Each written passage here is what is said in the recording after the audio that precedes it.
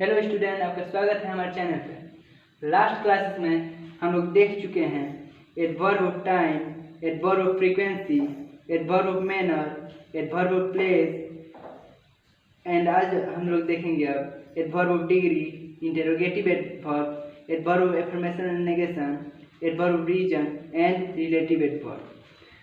और आज हम देखने जा रहे हैं adverb of degree, 5th number है। इसका डेफिनेशन देखते हैं।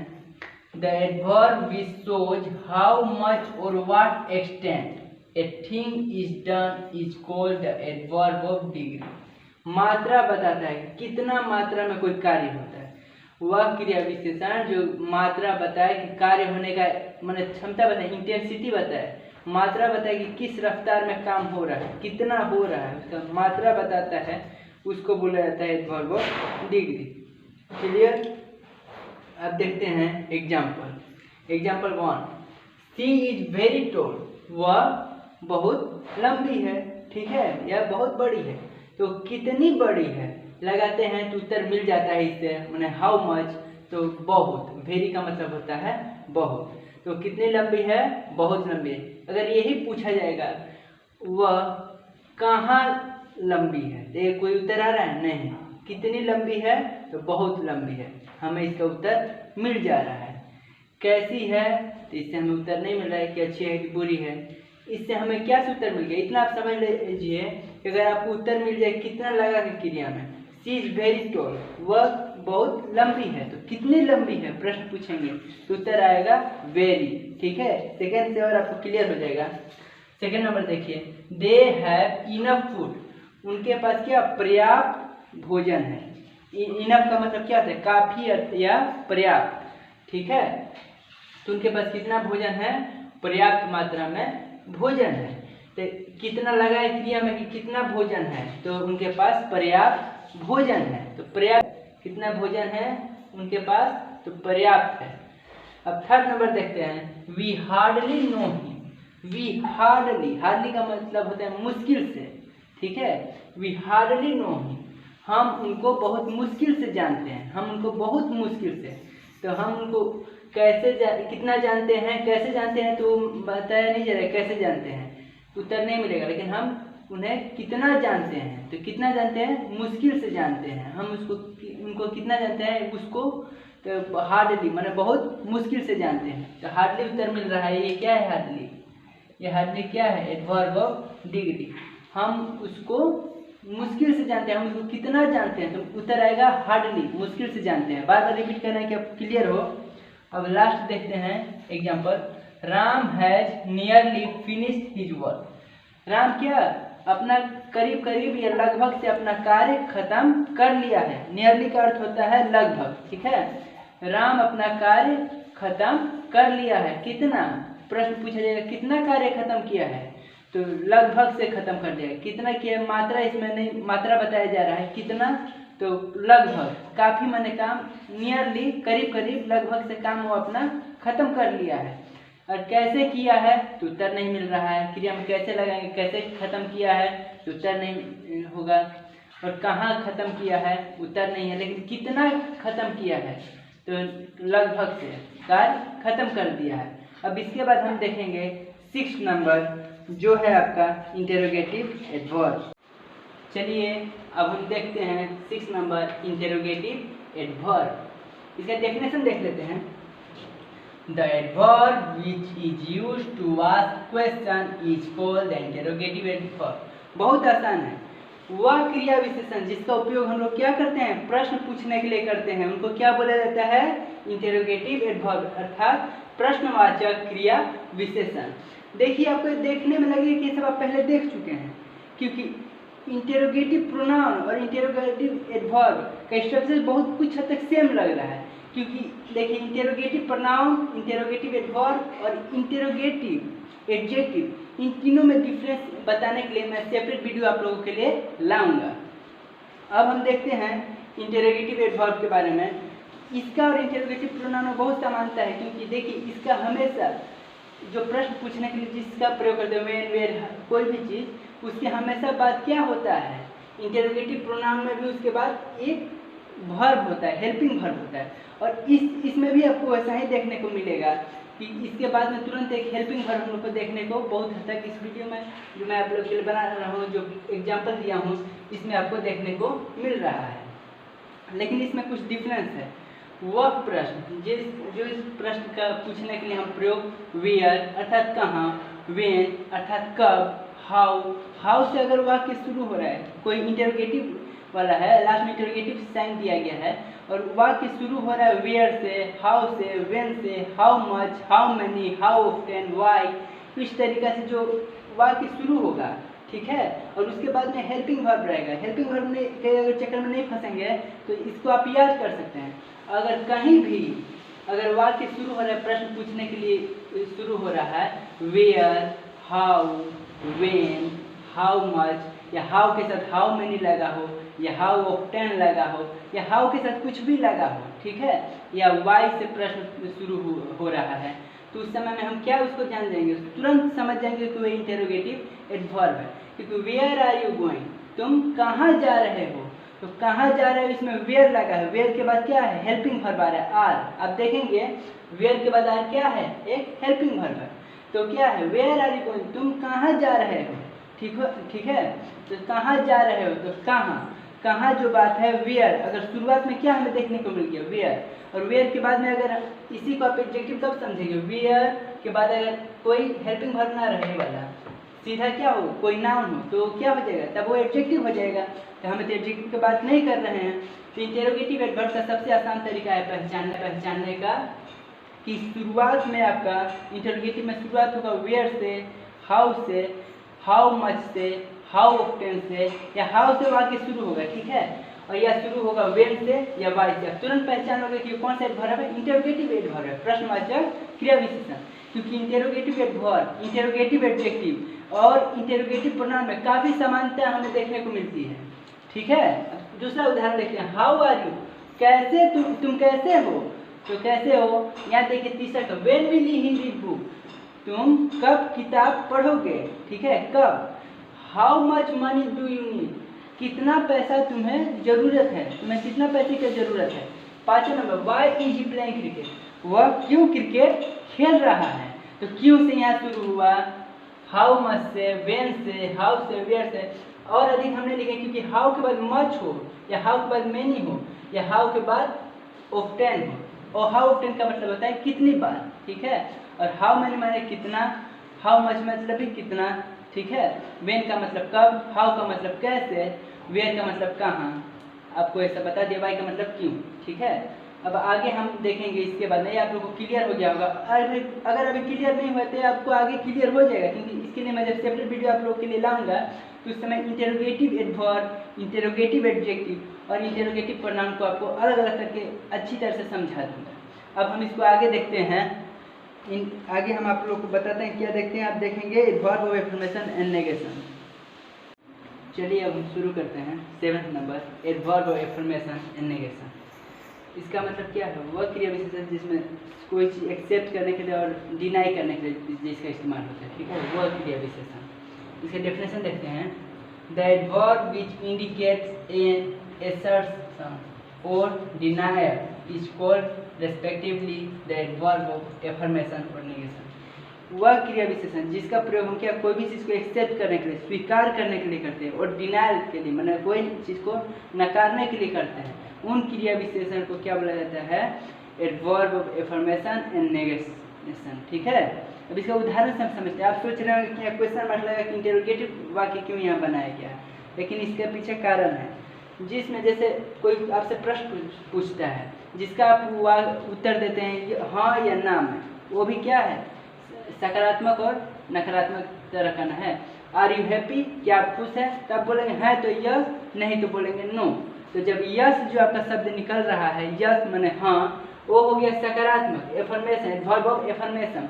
वही कोई पूछेगा आर यू हैप्पी, अगर आप बोलेंगे नो अर्थात नहीं, तो हो जाएगा नेगेशन, एडवर्ब ऑफ नेगेशन। या आपसे कोई, या और एक उदाहरण यहाँ पे नहीं दिया गया, उसको आपको समझाते हैं। I do not like you, मैं आपको पसंद नहीं करता हूँ, तो I do not like you, ये जो वाक्य आप सुन रहे हैं I do not like you, तो डू नॉट इसके साथ क्या लगता है नोट, जो नोट लग गया वो भी क्या है एडवर्ब ऑफ नेगेशन। वही यस तो क्या हाँ, तो क्या हो गया adverb of affirmation. Never shall we work, third number देखिए शेल वी वर्क हार्ड, क्या हम कड़ी मेहनत करेंगे, माने वही है क्या हम कड़ी मेहनत करेंगे, तो इसका नहीं, नेवर का तो कभी नहीं, नेवर, ठीक है। नेवर क्या है नकारात्मक है।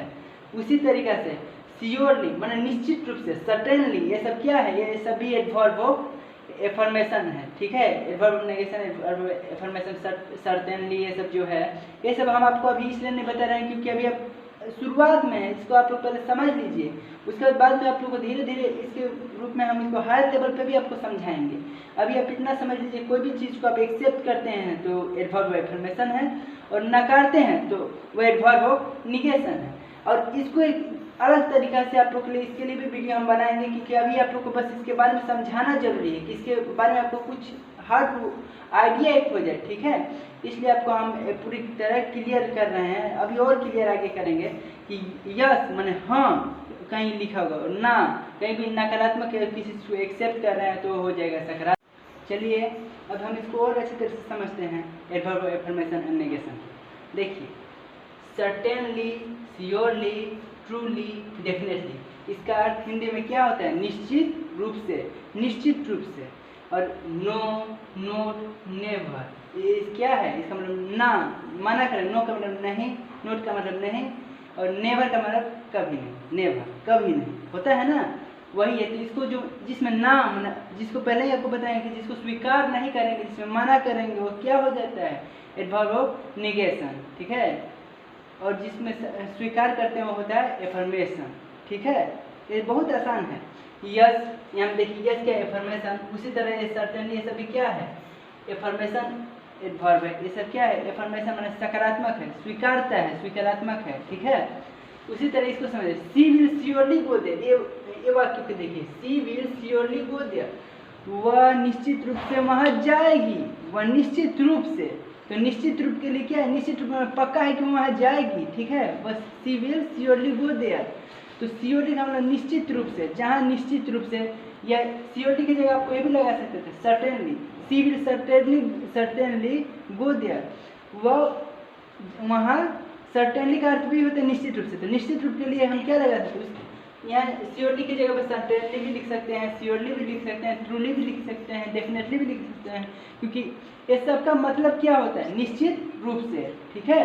तो श्योरली की जगह पे आप चाहें तो सर्टेनली का भी प्रयोग कर सकते हैं, आप चाहें तो डेफिनेटली का भी कर सकते हैं, आप चाहें तो ट्रूली का भी कर सकते हैं, क्योंकि सबका अर्थ क्या होता है निश्चित रूप से, ठीक है। तो इस तरीका से कहीं भी आपको दिख जाए तो तुरंत पहचानेंगे कि ये सकारात्मक है, एडवर्ब ऑफ एफर्मेशन है, एडवर्ब ऑफ निगेशन है। और कहीं नो, नोट, नेवर जहाँ मना किया जाएगा वो सब क्या में आ जाएगा, वो सब आ जाएगा एडवर्ब ऑफ निगेशन में, जिसमें मना किया जा रहा है, और जिसमें किसी चीज़ को स्वीकार किया जा रहा है वो हो जाएगा एडवर्ब ऑफ एफर्मेशन में। चलिए अब हम देखेंगे एडवर्ब का 8 नंबर एडवर्ब ऑफ रीजन, इसको समझते हैं। पहले इसका डेफिनेशन देख लेते हैं। The adverb which tells the region of the action is called the adverb of region. Adverb of region क्या होता है, वह क्रिया विशेषण जो कोई कार्य होने का, कोई एक्शन होने का कारण जो बताता है एडवर्ब, उसको बोला जाता है एडवर्ब ऑफ रीजन। फिर समझिए, वह क्रिया विशेषण जो कोई कार्य होने का कारण बताता है, उन क्रिया विशेषणों को बोला जाता है एडवर्ब ऑफ रीजन। ये कौन कौन से होते हैं वो आपको बताते हैं। पहला है कॉन्सिक्वेंटली, जिसका अर्थ होता है इसके फलस्वरूप। सेकंड है बिकॉज ऑफ, जिसका अर्थ होता है के कारण। सो, जिसका अर्थ होता है इसलिए। हैंस, जिसका अर्थ होता है अतः। देयरफॉर, जिसका अर्थ होता है इसीलिए। ऑन अकाउंट ऑफ, इसका अर्थ भी होता है के कारण, ठीक है। अब इसमें कुछ नहीं है, इसमें आप ऐसे समझिए, इसमें आप क्यों लगा कर प्रश्न पूछ सकते हैं। क्यों लगा कर प्रश्न पूछेंगे तो उत्तर मिल जाएगा। क्या लगा क्या क्यों, ठीक है। तो उदाहरण को ऐसे समझिए, आई वॉज हंग्री, मैं भूखा था। देयरफॉर का अर्थ क्या है इसलिए। आई एट मैंगो। अब इसके बाद वाले वाक्य में पूछिए मैं क्यों आम खाया, मैं क्यों खाया। अब उत्तर क्या मिला है, मैं भूखा था इसलिए। तो उत्तर जब क्यों में पहला, इसमें दो वाक्य होगा, ठीक है, दोनों में से दूसरे वाक्य में पहले वाला वाक्य ये हो गया, दूसरे वाला ये हो गया। तो जो दूसरे वाले वाक्य में आप क्यों लगा कर प्रश्न पूछेंगे उसके क्रिया में, तो आपको उत्तर मिल जाएगा, तो हो जाएगा एडवर्ब ऑफ रीजन। और ये देखने से ही आपको मालूम चल जाता है। या आप ऐसे समझ सकते हैं, जहाँ दो वाक्य देयरफॉर से जुड़ा रहेगा, कॉन्सिक्वेंटली से जुड़ा रहेगा, सो से जुड़ा रहेगा, बिकॉज ऑफ से जुड़ा रहेगा, ऑन अकाउंट ऑफ से जुड़ा रहेगा, हैंस से जुड़ा रहेगा, तो ये सब क्या होगा, एक जाहिर सा बात है, जो अगर दो वाक्य जुड़ा रहेगा तो समझ जाएगा कि वो एडवर्ब ऑफ रीजन है। एक अच्छा तरीका है समझने का। नहीं तो इसका असल अर्थ क्या होता है कि इसमें एक कार्य होता है, उसके कार्य होने का कारण जो बताता है एडवर्ब, उसको बोला जाता है एडवर्ब ऑफ रीजन। यहाँ देखिए, आई वॉज हंग्री, फिर बता रहे हैं आपको, आई वॉज हंग्री, फिर बता रहे हैं आपको, मैं भूखा था, देयरफॉर का अर्थ हो गया इसलिए आई एट मैंगो। अब दूसरा में देखते हैं, सेकेंड नंबर ये है, ही वर्क ऑल नाइट, वह पूरी रात कार्य किया। कॉन्सिक्वेंटली इसका अर्थ होता है इसके फलस्वरूप। आप के कारण के लिए या इसलिए, इसमें से किसी का भी प्रयोग कर सकते हैं, वो कोई कारण नहीं बताने के लिए इन सब का प्रयोग होता है। जैसे ही work all night, consequently he did not come my house. देखिए वो, अब यहाँ सेकेंड वाक्य में देखिए, he did not come my house, वह मेरे घर नहीं आया। तो वह मेरे घर क्यों नहीं आया, क्योंकि वह पूरी रात काम किया था, इसलिए। इसका उत्तर मिल गया ना। जब उत्तर मिल जाएगा तो क्यों से जब आपको उत्तर मिल जाएगा तो समझ जाएगा कि यहाँ पे कौन से एडवर्ब का प्रयोग हुआ है, एडवर्ब ऑफ रीजन का, जब क्यों से उत्तर मिल जाए। यह कॉन्सिक्वेंटली का मतलब इसके फलस्वरूप होता है, इसके फलस्वरूप होता है, और देयरफॉर का अर्थ होता है इसलिए, बिकॉज ऑफ के होता है के कारण, जो आपको पहले ही मैं बता चुका हूँ।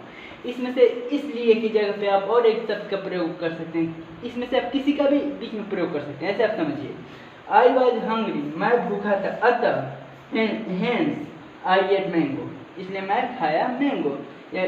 देखिए, ही वर्क ऑल नाइट, वो पूरी रात काम किया, इसके फलस्वरूप, यहाँ आप लिख सकते थे देयरफॉर, इसके फलस्वरूप की जगह लिख सकते थे देयरफॉर, का अर्थ होता है इसलिए वह मेरे घर नहीं आया। इसी कहीं पे भी आप किसी की जगह पे भी किसी को भी बदल देंगे ना, तो उससे कोई प्रभाव नहीं पड़ेगा, मतलब वही निकलेगा।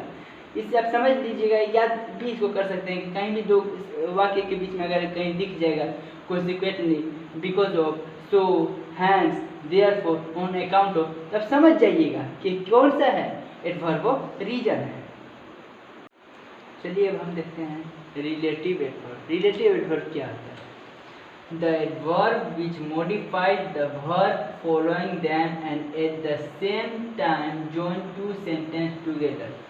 ये क्या करता है, दो वाक्यों को जोड़ता है और अपने से पहले आए हुए शब्दों के साथ जो संबंध बताता है क्रिया विशेषण, उनको बोला जाता है रिलेटिव एडवर्ब। वह क्रिया विशेषण जो अपने से पहले आए शब्द के साथ संबंध बताता है, उन क्रिया विशेषणों को क्या बोला जाता है, रिलेटिव एडवर्ब। ठीक है, एक कनेक्टर की तरह काम करता है, दो वाक्यों को जोड़ने का काम करता है। अब इसको देखते हैं कैसे। वेन, वाई, वेयर, हाउ, जैसे हाउ में कौन, हाउ मच, हाउ मनी, ये सब क्या आ जाएगा, हाउ से जो भी वाक्य जुड़ा रहेगा वो भी क्या हो जाएगा, रिलेटिव एडवर्ब होता है। ठीक है, और ये बात तो आपको मालूम ही है। तब कौन कौन से होते हैं आपको बता दिया गया है। रिलेटिव एडवर्ब कौन सा होता है, वेन, वाई, वेयर, हाउ।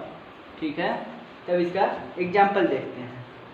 पहला, he went to Delhi where you live, वह दिल्ली गया जहाँ तुम रहते थे। ठीक है, वह दिल्ली गया जहाँ तुम रहते थे। वेयर का सेंस क्या है, कहाँ के रूप में नहीं आया, जब रिलेटिव के रूप में आता है तो उस समय वेयर का मतलब प्रश्न पूछने के समय क्यों, कहाँ होता है, और जब बीच में कहीं आ जाएगा मैंने रिलेटिव के सेंस में, तो उस समय इसका अर्थ हो जाता है जहाँ।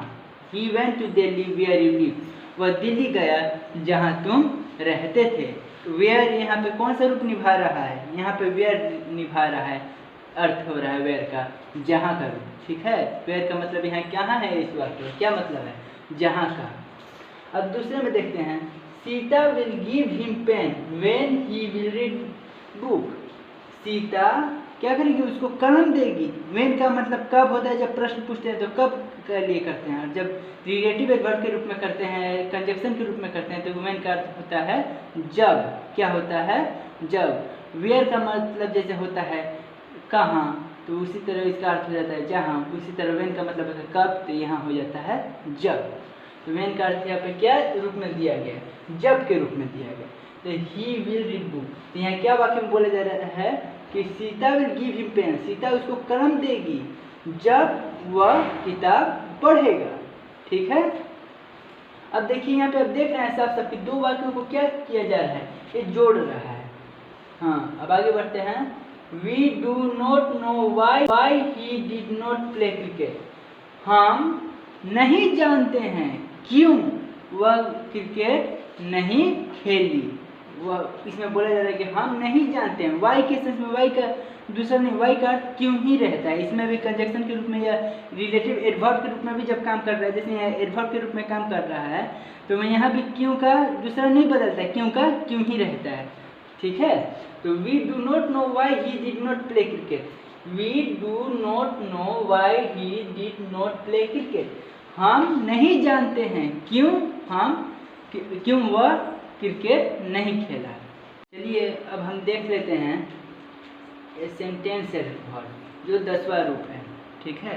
शुरू में मैं आपको बताया था 9 ही, लेकिन अब मन हो गया कि अब 10वां भी आज बताएंगे। इसके लिए क्या सेपरेट वीडियो आप लोगों के लिए बनाएं, इसलिए पहले ही मैं सोचा कि इसको भी इसी वीडियो में कवर कर दिया जाए।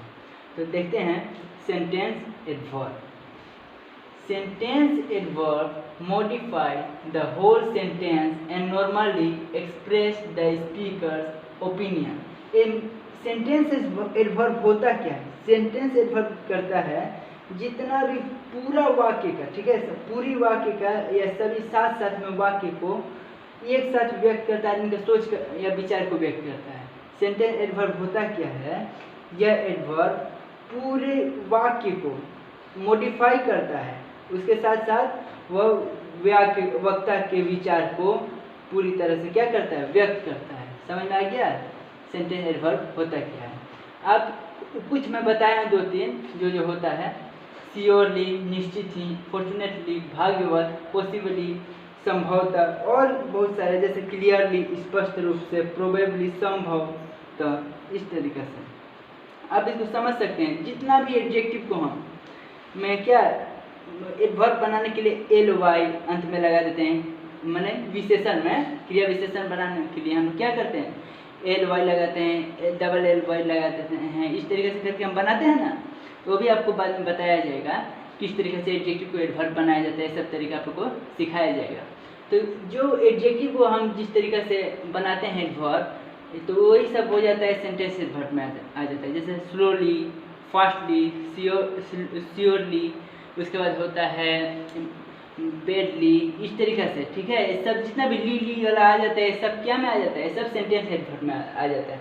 और इसका प्रयोग कहीं भी हो सकता है, वाक्य के शुरुआत में भी, वाक्य के बीच में भी, वाक्य के अंत में भी, कहीं भी हो सकता है। तो ये पहचानना ज़्यादा हार्ड नहीं है। बाकी के नाम को आप पहचान लोगे ना, तो समझ जाओगे कि जो बाकी रह जाएगा वो एडवर्ब कौन सा होगा, सेंटेंस एडवर्ब होगा। ये देखते ही मालूम हो जाएगा। इसके अंत में अधिक से अधिक एल वाई जुड़ा रहता है, क्या ए डबल एल वाई या एल वाई, इस तरीके से इसमें जुड़ा रहता है। तो आप इसको बहुत आसानी से इसको पहचान लोगे, कोई बड़ी बात नहीं है। अगर आपको हमारा चैनल मन पसंद आए तो लाइक एंड सब्सक्राइब करना ना भूलें। अगर आपको हमारा वीडियो पसंद आए तो लाइक, शेयर और सब्सक्राइब करना ना